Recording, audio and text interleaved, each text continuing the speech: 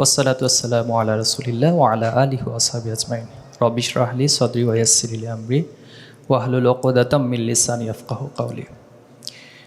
আমাদের প্রাণপ্রিয় কাফেলা, মেধাবীদের প্রিয় সংগঠন বাংলাদেশ ইসলামী ছাত্র শিবির প্রাইভেট বিশ্ববিদ্যালয় শাখা পূর্ব কর্তৃক আয়োজিত আজকের একটি চমৎকার প্রতিপাদ্যকে সামনে রেখে future Bangladesh in the eyes of the youth এই স্লোগানকে সামনে রেখে পোস্টার প্রেজেন্টেশন কম্পিটিশনের সম্মানিত সভাপতি, সম্মানিত বিশেষ অতিথি ইসলামী ছাত্র শিবির সেক্রেটারি জেনারেল নুরুল ইসলাম সাদ্দাম ভাই, উপস্থিত ছাত্র শিবিরের বিভিন্ন পর্যায়ে দায়িত্বশীল ভাইয়েরা, সম্মানিত শিক্ষক মণ্ডলী এবং আজকের প্রোগ্রাম যাদেরকে নিয়ে আয়োজন মধ্যমণি, প্রিয় পার্টিসিপেন্টস বৃন্দ, আসসালামু আলাইকুম রহমতুল্লাহ বরকাতুহু।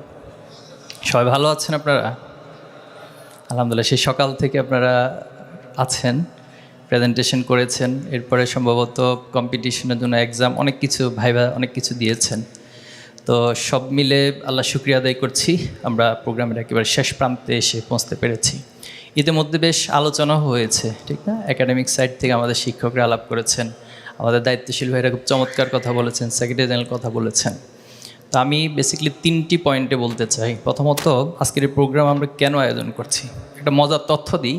তথ্যটা হচ্ছে, এই প্রোগ্রামটা আমাদের কেন্দ্রের গবেষণা বিভাগে আয়োজন করার কথা ছিল, পরবর্তীতে আমরা সেটা প্রাইভেট ইউনিভার্সিটিকে দিয়ে আয়োজনটা করাচ্ছি। এখন এখানে একটা বিগ কোশ্চেন, যে প্রাইভেট ইউনিভার্সিটি দিয়ে কেন করানো হচ্ছে।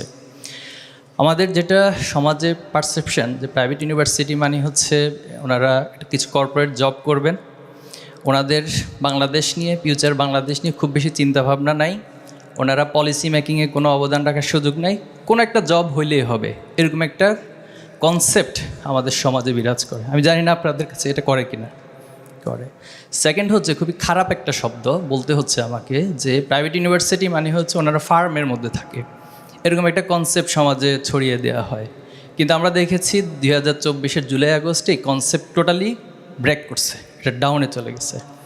তো আলহামদুলিল্লাহ, এই পর্যায় থেকে আমরা নতুন একটা ধারা করতে চাই, যে প্রাইভেট ইউনিভার্সিটি, পাবলিক ইউনিভার্সিটি, কোনো কৃত্রিম বৈষম্য এখানে থাকবে না। সকলে তাদের যোগ্যতার আলোকে, তাদের দক্ষতার আলোকে সমাজে নিজেকে রিপ্রেজেন্ট করবে এবং সমাজের জন্য, এই দেশের জন্য পলিসি মেকিং কন্ট্রিবিউট করবে। আমরা সেই জিনিসটা চাই। এজন্য মূলত এই আজকের আয়োজনটা আমরা প্রাইভেট ইউনিভার্সিটিকে দিয়ে করাচ্ছি। আরেকটি বড় বিষয় হচ্ছে, জুলাই আন্দোলনে আপনাদের যে অবদান, এটা নিঃসন্দেহে আপনারাই তার সাক্ষী। যখন 16 তারিখে আবু সাইদ সহ সারা দেশে 6 জন শাহাদাত বরণ করলো এবং 17 তারিখ থেকে প্রত্যেকটা পাবলিক ইউনিভার্সিটিকে অফ করে দেওয়া হলো এবং বলা হচ্ছে বাধ্যতামূলকভাবে হল ছেড়ে দিতে হবে।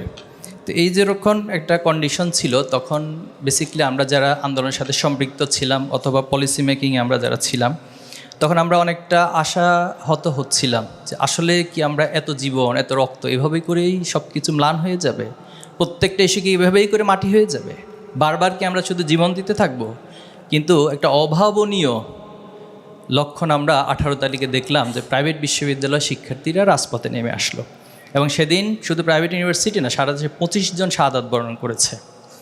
এবং আমরা দেখেছি কীভাবে আবাবিল পাখির মতো পুরো জাতিকে জাগিয়ে দিয়েছিল। এবং প্রাইভেট ইউনিভার্সিটি সেদিনের ভূমিকার উপরই পরবর্তী আন্দোলন 5ই আগস্ট পর্যন্ত কন্টিনিউ করার মতো একটা পরিবেশ তৈরি হয়েছে এবং আলটিমেটলি বাংলাদেশের ছাত্র সমাজ, জনতা মিলে বাংলাদেশকে একটি দ্বিতীয় স্বাধীনতার উপহার দিয়েছে।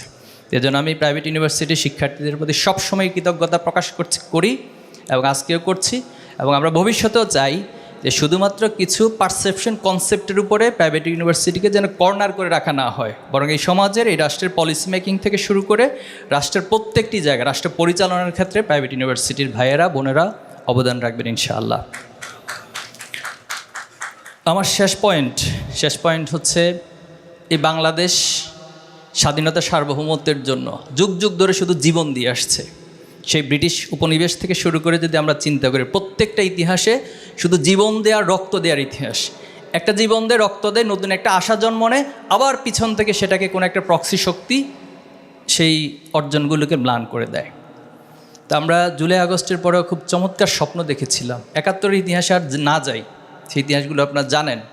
71 দিয়ে কী পরিমাণ এখানে বিজনেস কার্ড খেলা হয়েছে, 71-এর নামে কিভাবে মানুষকে হত্যাযোগ্য করা হয়েছে, 71-এর নাম দিয়ে কিভাবে করে এখানে পার্শ্ববর্তী রাষ্ট্রের প্রক্সি গেম খেলা হয়েছে। এবং এই রাষ্ট্রের সবচেয়ে বড় সমস্যাটা হচ্ছে আমাদের পার্শ্ববর্তী রাষ্ট্র, তারা আমাদের এখানে কখনো ভালো হোক এটা চায় না। আমাদের মেধাবীর, আমাদের সেক্রেটারি জেনারেল বলেছেন যে আমরা আসলে উদ্যোগ নিচ্ছি না। হ্যাঁ, এটা সত্য। তার চেয়ে মহাসত্য হচ্ছে আমাকে কখনো ভালো কিছু করতে দেয়া হয় না। এখানে যারা রাষ্ট্র পরিচালনা করে, এখানকার শিক্ষার্থীরা ক্রিয়েটিভ একটা পরিবেশ পাবে, তারা এখানকার সমাজের জন্য, রাষ্ট্রের জন্য ভূমিকা রাখবে, এই পরিবেশটা আমাদেরকে দেওয়া হয় না। আপনার হীরক রাজার গল্প পড়েছেন মনে হয়, ঠিক না? তো যারা হচ্ছে রাষ্ট্রের কোনো অন্যায়ের বিরুদ্ধে কথা বলতো, তাদেরকে রাজা একটা মেশিনে প্রবেশ করাই দিত। তো প্রবেশ করার মূল থিমটাই ছিল তাদের মস্তিষ্কের যে স্বাভাবিক কার্যক্রম, এটা আর কাজ করতো না। তারা স্বাভাবিক চিন্তাগুলো আর করতে পারতো না, তাদের চিন্তা শক্তিকে নষ্ট করে দেওয়া হতো। আমাদের এই সমাজ ব্যবস্থাটাকেও ঠিক একইভাবে করে তৈরি করা হয়েছে। আল্লাহ আমাদের সবাইকে সে সমৃদ্ধ বাংলাদেশ, এই ভূখণ্ডকে প্রকৃত অর্থে একটি রাষ্ট্র এবং ন্যায় ইনসাফের রাষ্ট্রে পরিণত করার ভূমিকা রাখার তৌফিক দান করুক, আমিন।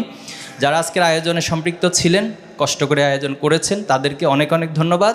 যারা অংশগ্রহণ করেছেন এবং যারা কম্পিটিশনে ফার্স্ট, সেকেন্ড, থার্ড বা টপ মধ্যে থাকবেন, তাদেরকে অভিনন্দন। যারা অংশগ্রহণ করেছেন সবাইকে অভিনন্দন। আসসালামু আলাইকুম রহমতুল্লাহ।